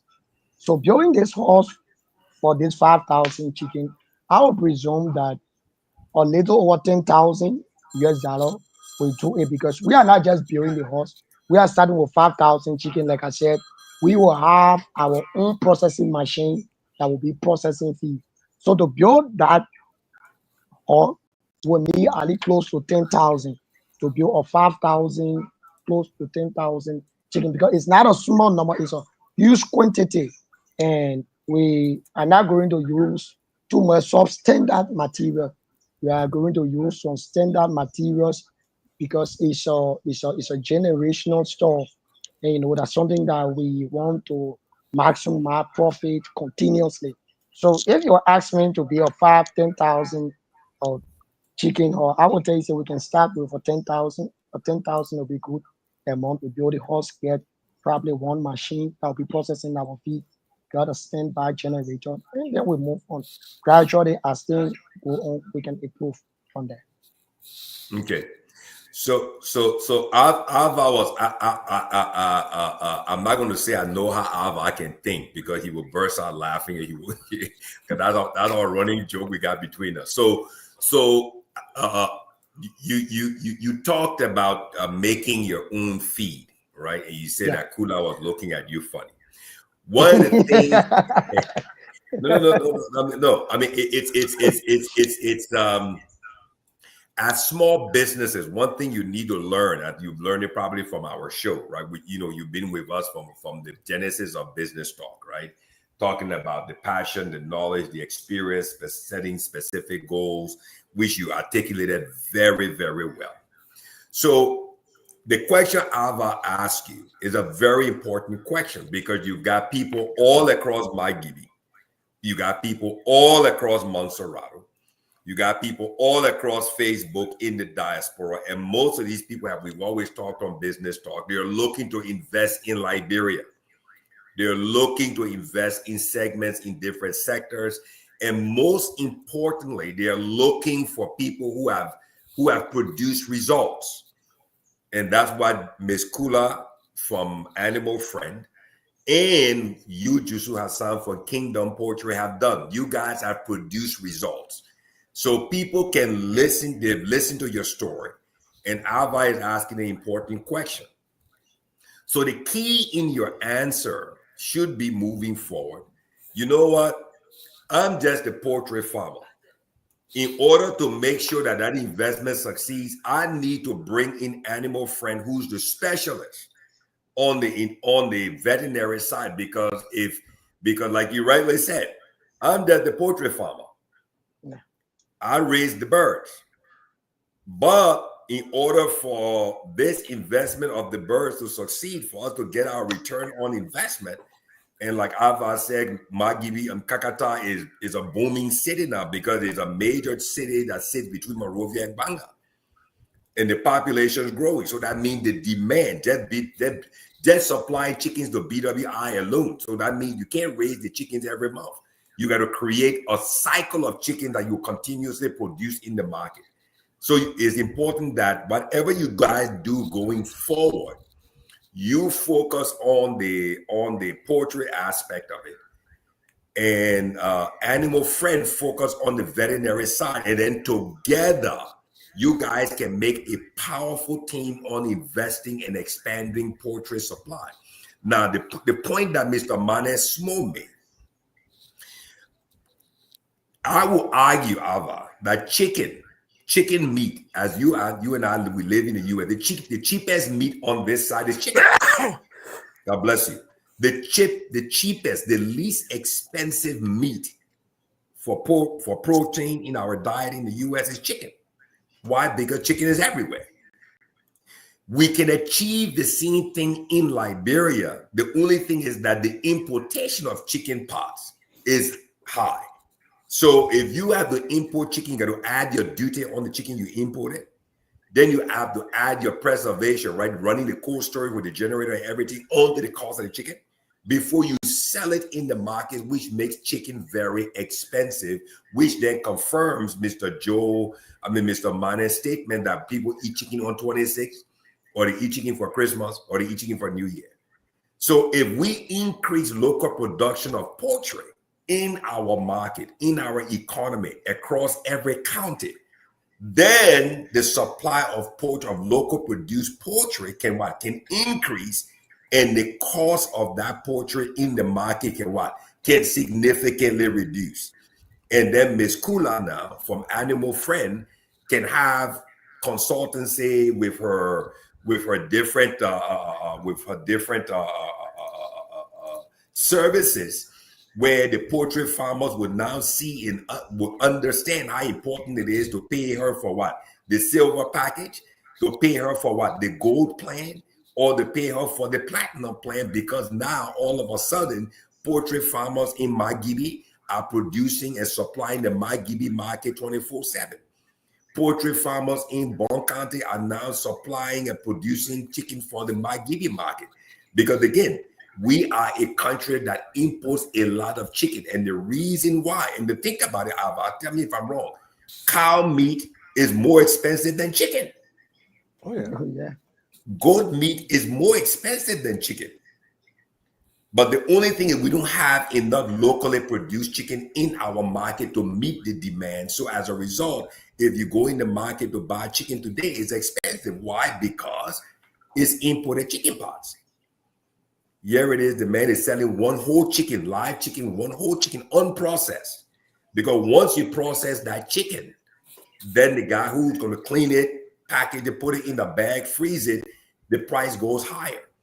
So I think, you guys are on the right road. So before I break, to have a Jusu to come in, to have Alvaro answer another question. Jusu, please give your mobile money number so those who are listening in the diaspora, just what we did for Kula, can contribute, can make a contribution to support this young man in his investment. He's done an outstanding job. He's been one of those people who have been listening to business talk from the genesis. He's gone by all the 10 principles, and indeed, he has produced results. So if you're listening on the show in Liberia, in Montserrat, in the U.S., streaming on Facebook, you want to make a contribution through SendWave, or you're local in Liberia, you want to contribute 100 LD, 250 LD, whatever it is, to his business, Kingdom Poultry. Jusu, what is your number? My number is 0886 092 994. My number are +231 0886 092 994. So you heard it there, everyone. So you heard Jusu's number. So if you want to do a mobile money payment, or if you want to do a contribution on SendWave, please send it directly to his phone on his SendWave number. His number there is, like he said, +231. What is it there? +231 886 092 994. +231 886 092 994. Please send contributions, whatever it is that you want to do for Jusu Hassan. Mr. Media Man in the studio, do you have any questions for these young people? Because you're on No, yeah. not at all. Not at all. Not at all. So, Kula, you wanted to say something earlier. Let's have a discussion now before we open up the phone lines. We want to open up the phone lines right after Kula, right, Alba, so people can call in. You can take the calls on your side, and locally in the studio, Mr. Media Man, please put the telephone numbers up for for Love TV Live there so we can get I questions did. from I all did across. already. Okay, I very did good. already. It's I don't. being on Facebook Live. Okay, but we need to see it here on the screen. 'Cause, yeah, we I It's don't see pinned. it there. It's, Oh, okay. it's Let me scrolling, check it. right? Oh, It's okay. scrolling. Okay, Yes. go ahead, Miss Kula. You wanted to say something? Go ahead. Yeah, okay. I just want to elaborate on my vision, my mission, and the master plan that I have. That people who are Very listening good. out there will Yeah. know their way. Okay, my vision is to build a veterinary clinic Okay. wherein our telegraph system that people who have internet connection on their farms will just sit right there and place a call to the clinic where the vet will see the farm on video and that knows that problem right there and tell them what is the emergency or step they need to take in order to put things under control. And Mm-hmm. also have a breeding center where I will have parent stock for those that will be going into hatching of their own chicks. Because we already have somebody who we collaborate with that we reach to that they call Elite Animal Feed, who's currently building or hatchery. So we have a parent stock for chicken. We have different kinds of animal breed, and also have a laboratory where we do feed testing, test how quality that feed is, and also take specimen, diagnose and treat other animals, and provide consultancy that what Jesus was talking about. If you want to start with 50 birds, we will tell you what is the quantity of feed, the medication to be used, the medication schedule, and the entire cycle of raising of 50 birds. And then when it comes to my mission statement, Animal Friend wants to help improve the livestock cycle, especially poultry, where it wants to help improve the livestock cycle by providing quality feed to meet the need of poultry farmers. Is she freezing or am I Yes, she's freezing? freezing. Okay. Yes, No, it's she internet froze. from our side. All right. Internet. Look at there she Okay, is. I'm She's Go back. sorry, guys. ahead. Be back. The Go ahead. internet. Okay, we want to create an enabling environment where poultry farmers, especially poultry farmers, even though it cover everywhere in the livestock cycle, but especially poultry farmers create an enabling environment where they will have all the necessary things they need in order to ease their stress and burden to compete with importers who bring in imported meat and eggs on the Liberian market. And Mm-hmm. how this is going to work for us, I have a master plan. Currently, I work with Elite Animal Feed, who produce quality feed. Juice is one of the beneficiaries right now, even though he paid for his feed, but he's benefiting greatly from this product. So, Elite Animal Feed produce Don't worry. quality You will feed. not. Don't worry, Kula. He will not bring any feed making machine. And, Don't worry about it. and He will I focus on will the discuss fertilizer that too. sector. No, it's good. It's good. I will come back to that. Where in Animal Friend and Elite Animal Feed produce quality feed to meet the need of poultry farmers. And currently, they are building or hatchery. Hopefully, they will have their day-old chicks on the market soon. And we'll also work with Shining Star Fabrication Center. We say, okay, you Shining Star, come in our team, be part of our team. So we create an alliance with key Very partners to good. be able to Very create good. the platform for these people to have a full poultry farm. So Shining Star fabricate local copper. So if you're using a copper that is open, where you consume a lot of coals, we Shining Star fabricate something where you will use minimal coal to heat your room. So, and then we brought on board John Hands Construction and Maintenance Service. They are there to build poultry houses. They are there to reconstruct or renovate poultry houses. So, working with these people on our boat or on our team, we will be able to help poultry farmers out there to run a full poultry farm. Where in the veterinary service, train your staff and how to run your farm. The only thing we are not responsible for is the marketing aspect. We Yeah. haven't yet added that one to our team yet. But Animal Friend work with Elite Animal Feed, work with Shining Star Fabrication Center, work with Joint Hands Construction and Maintenance Company. There you go. So it's a teamwork that provides mutual support. We share goals and we make sure that they work effectively in able to help the farmers run their farms or have a full poultry farm. Yeah. I am impressed. I am impressed. You know, this is what we've been talking about on Business Talk, and about what we've done to everyone who's listening across Montserrado County. You know, live on Love FM 105.1, and also on MyGB FM. There, broadcasting live from Kakata up on MyGB County 103.9, and streaming on Facebook. What you're watching here today, what you're listening here today is the confirmation that indeed there are young Liberians, entrepreneurs in our society, in our community who are making moves on the ground. They need your support. They need your support so that they can grow. And what Ms. Kula just did was she basically is explaining what Napoleon Hill explaining his book, Think and Grow Rich, right? The mastermind principle. She's building, right? She has a vision to put together a team. And if you look at the Jusu, you remember what we've been talking about on business plan? The team is so important. So when you bring all of these aspects of the business together in one place, then people in the sector can properly invest with the proper knowledge. You got the construction side, you've got the animal feed production side, you got the veterinary services side, and you got the fabrication side. On the US, we call it one-stop shop.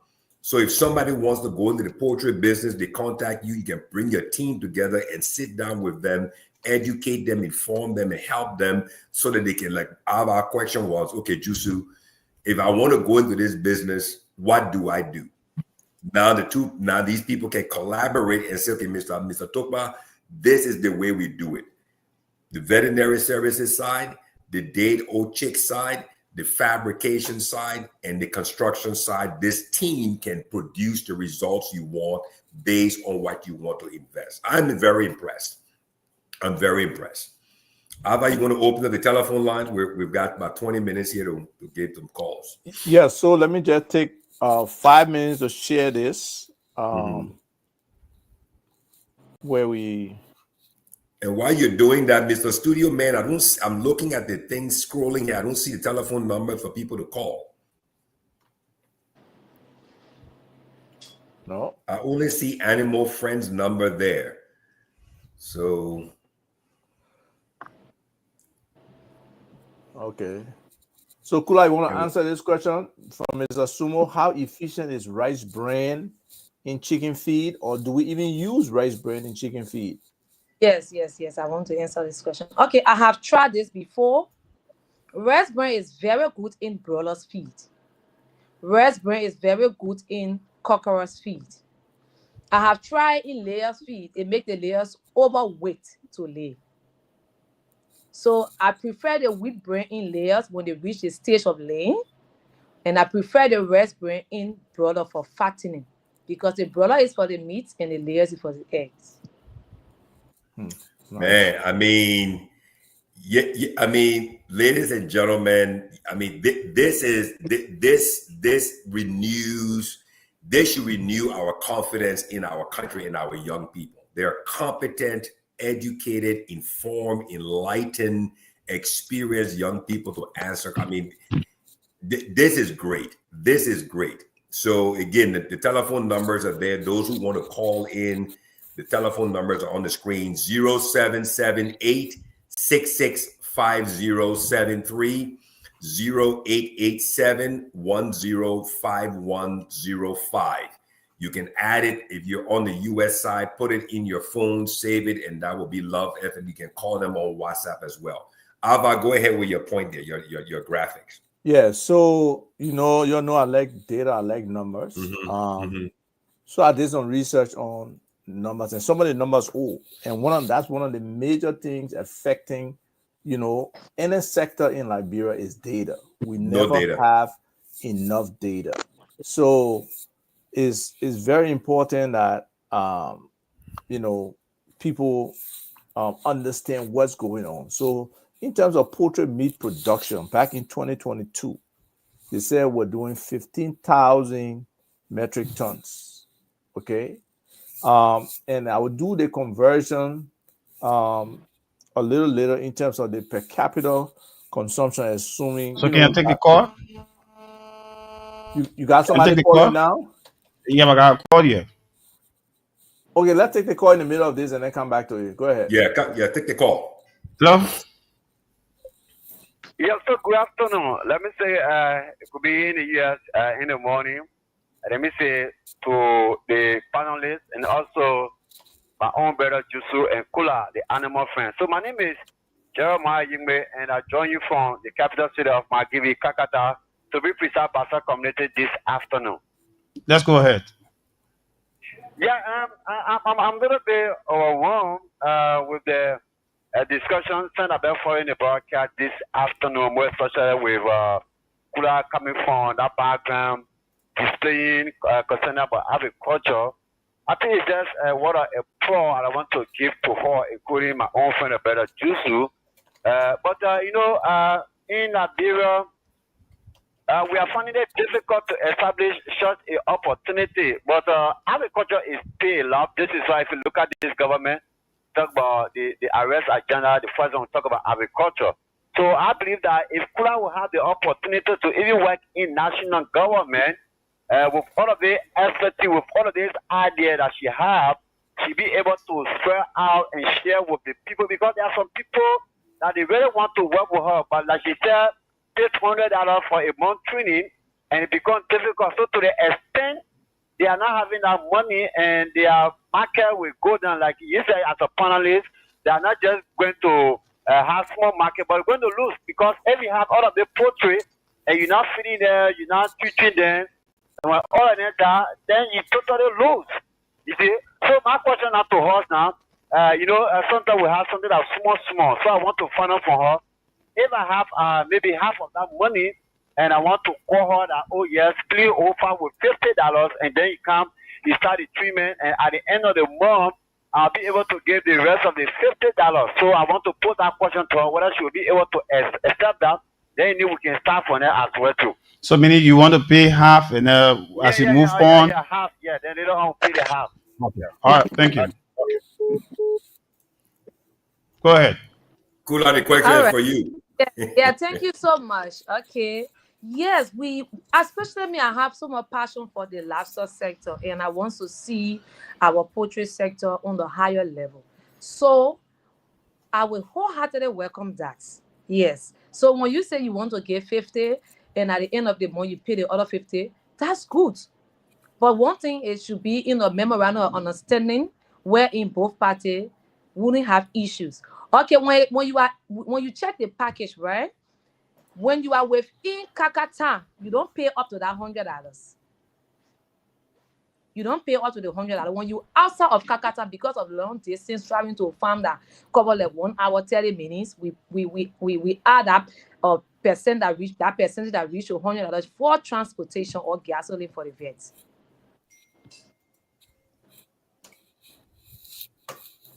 That's it. Wonderful. I mean, she welcomes the idea, and hopefully the gentleman will reach out to her and discuss this. So let's go back to the slide. Let me just share it again. Which is pretty interesting.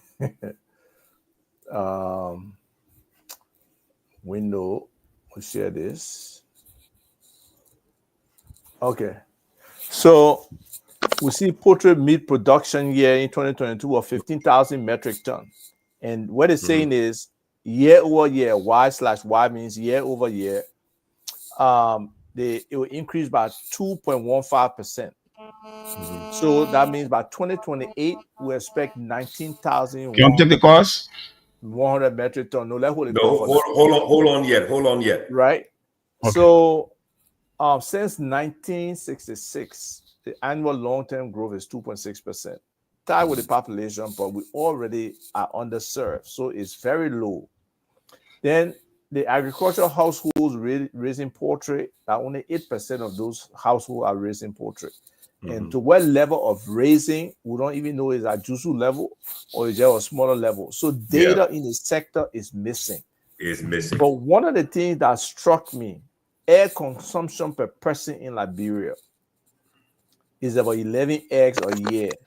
per year. That means you're not even eating one egg a egg per month month. as an individual. Okay. No, but when we look at the next slide, which will be the actual poultry consumption, we'll be shocked and we'll understand why. Because I guess what he was saying is chicken is a major, protein producer in our diet. Mhm. And if we can't get that, we are undernourished to a large extent.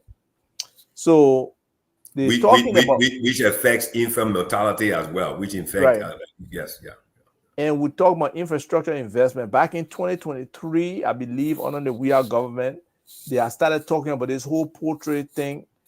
And Kula, you can come in and share information on the current discussion, because some small poultry farmers are concerned that this whole poultry opportunity, whether it's and nobody understands the financing, whether it's a grant from somewhere, whether it's a loan or whether it's a private sector investment in the poultry sector.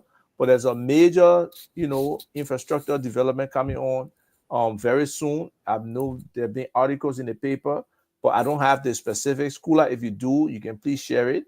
And then before you can come in, Kula, in the region, see the comparison. Ghana, yes, the population way more than ours, 70.9 kilotons, 1,000 tons, which is in metric tons. Sierra Leone 21.6, Guinea 14.9. So you see, we and Guinea on basically the same level, and Guinea got a bigger population than us. Sierra Leone 21.6. So we have a lot of potential, as you guys will see on the next slide. So Kula, if you want to go ahead and share any thoughts on, the issue that we just talked about in terms of this infrastructure investment, that this whole poultry business is coming, that will go along the entire vertical value chain. It will be highly integrated. If you got any information on that, please share it. Well, are you talking about the poultry farm at Carisburg the president visited? Yes, it's in construction, right? Yeah, yes. Yes. Well, I don't have much idea on it, but then from my observation that day on the media, they're about to raise thousands of chicken to produce up to 500,000 eggs per day. I might not be exact with the number, but I don't see that as a threat to poultry farmer or to those who already wants to go into poultry. Because that alone, for my observation, it cannot supply the entire Liberia. Take, for instance, Cote d'Ivoire. Cote d'Ivoire have a lot of poultry farms who produce thousands of eggs on a daily basis. And yet and still, you still have smallholder farmers surviving. Okay. So when the poultry start operating, Liberians who get deeply involved with poultry farming, it will help government to stop the importation. Wonderful. So until government sees Liberian poultry farmer on the move, taking bold steps, occupying the poultry market, that will give government the courage to say, okay, our people now reach out to us that this is their capacity, this is what they can cover. So that means we have to reduce importation by 50%. Okay. And then when the poultry market increases, what will happen? Government will go to 75%, and gradually you will see importation will stop. So a left will also work hard to stop importation. Same thing with the hatchery. Reason why there are not been many poultry farmers is getting their own chicks. Lately has become a major issue right now. Thank And you. this is the reason why it need look into it and say, okay, we need to help our people in our house. So they are trying so hard to be able to put out their first chicks this year. And I got information there are other hatcheries, there are other people that are getting involved into this hatchery thing. So it's a good thing. Wonderful. Thank you. So, folks, if you look at this other slide, we saw on the previous slide that we do 15,000 metric tons in terms of consumption, right, of poultry meat. And 1 pound of meat is, I'll say, one metric ton is 2,204 pounds. Okay. So if we multiply this 15,000 times this 2,204, we get 33,069,339. That means the population of Liberia is consuming 33 million pounds of poultry. But our population is 5.4 million. So when you divide this 33 million by this 5.4 million, you get only 6.12 pounds per capita. That means per person in Liberia the whole year. Yeah. Somebody eating, so all that are 365 days, they only eating 6.12 pounds, right? Yeah. And if I try and divide this 6.12 divided by What is the weight of your 365, chicken, Juicy? What is the weight of your chicken? Yeah, I'm pushing 2 kg. 2 kg. 2 kilograms. So Yeah, they're not even yeah, 2 eating kilograms. 0.17. It's 0.0167. Okay, that's and that's atrocious. That means our people are highly eating chicken, right? That's exactly right. Yes. So sometimes when people be joking, you're sitting in America eating chicken. It's very relevant because the regular Liberian is not eating chicken. Yeah. And this connects to Mane's comment, to Mane's smoke comment, right? It confirms his comment that we eat chicken on July 26th, or we eat it for Christmas. So that's the confirmation. So the reason why, okay, so the extrapolation of your data, the analysis of your data confirms that chicken is, if I can use the word, a delicacy, right? It's a delicacy in our society. Why? Because it's expensive. Why is it expensive? Because the majority of the chicken is what? Is imported. And if you're importing anything, there's duty, there's taxes, there's cost, and everything else that's associated with it, as opposed to locally produced chicken. Go ahead, So I thank God for my mom. My mom used to grow, she used to grow chicken in the yard, but man, certain time coming when that woman will be grooming a specific chicken for Christmas. For Christmas or for that holiday, right? And somebody will steal that chicken, my mom will swear. She's a swear people, that woman. So I put together this list of items that that are the key constraints that, based on the comments, based on what both Kula and Jutsu have said, and my own research. So we know the infrastructure limited, whether the hatcheries, whether the processing, whether the packaging, or even cold storage, very limited. The production cost is high, and veterinarian services both lacking, and both people can pay for them. The chicks can be costly for some people. The feed is costly. The vaccines are costly. The medication, the antibiotics, costly. Then Can you take the cost? Kula mentioned we'll come to the call in a second. Weak biosecurity and food safety controls. It's not there for a lot of the small farmers, like you said. They don't have it. They look at it as being too expensive, but it incurs losses for them, right? Then the organization. I know you said something about the guy who is the value chain head for the poultry sector and his support, but it's not a strong value chain integration, so there needs to be some work there. So that creates a lot of opportunity. We already just talked about consumption, which is low, and then we know you farmers, especially the poultry farmers, have limited access to capital. So these are all things that set the opportunity now. If we can develop a national poultry strategy that really creates a roadmap that's different, that we know who are all the players in the sector and where we need to get to. We'll be able to build capacity, increase the number of veterinarians, have extension programs specifically for poultry from the Ministry of Agriculture. All those kind of things, giving them people access to finance will help this thing. Then we got to understand this new industrial complex.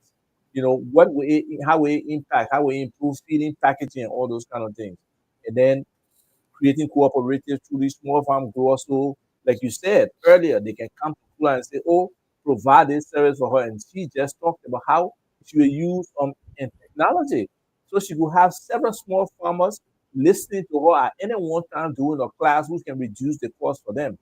You know, Okay. a lot of opportunity. And we saw where Guinea doing We saw what Ghana doing, and with that huge population, there's an opportunity. If we can really get our agriculture sector together, our poultry sector and other things, we can be exporting. The potential exists for exporting to Guinea, Sierra Leone, Ghana, or anywhere else. So this is, really instructive and a learning experience, both for me and hopefully for all the people who have been watching. And we really thank Jusu and Kula for sharing their knowledge with us today. So we can go to the phones. Very good. Now we only got 5 more minutes because there's at Radio Mike Gibby they have another program coming on. So ladies first. Kula, go ahead and do your closing real quick. We'll give you 1 minute. Jusu will give you 1 minute, and then Ava, myself, will get 1 minute each. That would be the 5 minutes, and then we can go. Okay. So go ahead, Miss Kula. Ladies first. Okay. Before I close, I want to say this thing. We're trying to work on a lot of things in order to be able to minimize cost of production, especially when it comes to the veterinary services. We want to reach our goal where into establish sale point in other part of the country that people can have access to our product and our services. We want to also be able to reduce the challenges of travel costs for our vet, because we want to bring in more vets that will be able to travel here and there, visiting farms and things. So we want to be mobile. Once we reach to that stage, people will find it easier to access our product and our services. So working on everything we can do, and we are hoping to be financially equipped with the help of others who want to support us and who want to be a partner to our business. So we are working on it, and we are open to people out there who into livestock farming. Reach out to us in whatever way we can help. Don't mind the cost, or we are able to help you in order to make your farm grow. Wonderful. Thank you. Go ahead, Kula, and close your. So that's your closing. Yeah. So I want to say thank you to Mr. Phillips, because it was through him I get on the platform, and I want to say thank you for all those that are listening. I appreciate you people so much. At least today, there are more people out there that are getting to know more about my business, and I want to say God bless all of you. Okay, Jusu, go ahead, do your closing. So thanks ever so much to the Business Talk family. I'm a part of them, and it is a privilege being here. And we hope that in times to come, we will appear as our business progress. So to all Liberians in Liberia, or especially those in the diaspora, this is it. There have been a saying that young people in Liberia or some Liberians are not trustworthy. I want to assure you that not everyone. We want to make the change. As you can see me, I'm working towards making the change. So please support us, whatever you can. If it is not today, tomorrow, support us, because as you support us, you are supporting Liberia, you are supporting the youthful populace of our country, and you are working towards reducing the price of chicken on the market so a lot of people can consume it. Thanks ever so much, and I do appreciate it. Thank you. Wonderful. Yes. So I want to thank our panelists, our guests, for their appearance here today. Definitely the audience, the level of participation was very high, which is extremely important for other people who may be listening. The one question that we never really responded to, somebody has said, any way for the great people in Riverside to get the show. We'll try to reach out to the public radio, the community radio in Riverside, and see whether they can carry the show. I know Aaron Gize, I think he's the head there. I will talk to him and see whether that's a possibility, Mark. So we really appreciate the listeners. We appreciate those who share the show, and we'll try to continue this because it's so critical to see the growth of young people in business, to be able to see how we can find solutions, how we can work together, how we can partner. All of these opportunities exist, and if we don't try to control our own economy, it will be very difficult. Yesterday, I was on the phone with some small business people who want to form a small organization specifically focused on small and medium enterprises, because they feel they have been shortchanged. They feel there's not enough advocacy for them. So it's important that people try to empower themselves, step up, and be a part of this, development effort. be a part of the entrepreneur effort, be a part of Liberians, having a stake in their own economy.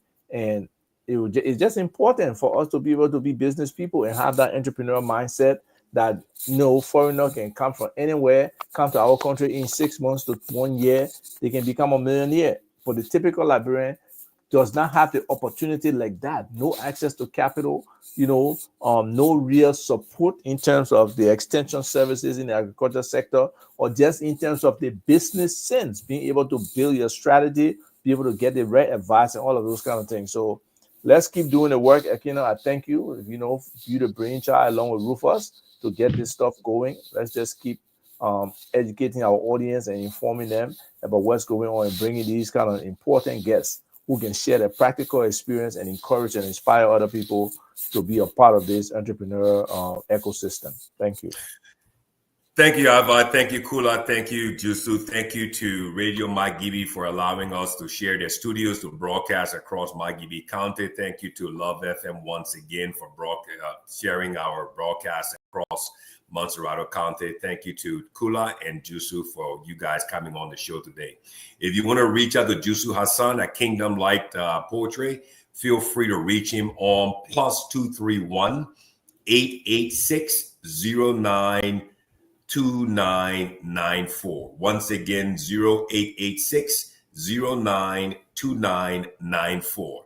If you want to reach out to Miss Kula over there at Animal Friend to contribute to her business, you can reach her on 0888 500 632. Don't forget, veterinary services are a very, very important part of investing in the poultry and the animal sector. She has a silver plan for 75. She has a gold plan for 100, and she has a platinum plan for $150.